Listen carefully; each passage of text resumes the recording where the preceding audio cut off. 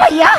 आई गाड़ी कद का समय आते अब कद का समय जाते का गाड़ी टाइम तो बड़ा कर है भाई। आई कैसी का सूते के बाद आते आई उठे के पहली जाते ये भैया हाँ केते में चढ़बे भैया ये तो गाड़ी को कहाँ समय का गवर्नमेंट परमिट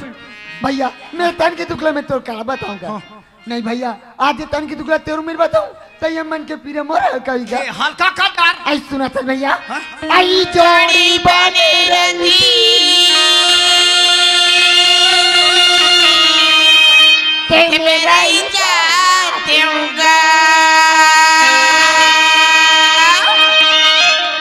मोरबा लाके मैं तो ये बात कर दूं हम हमला कहा थे अब सारी दुनिया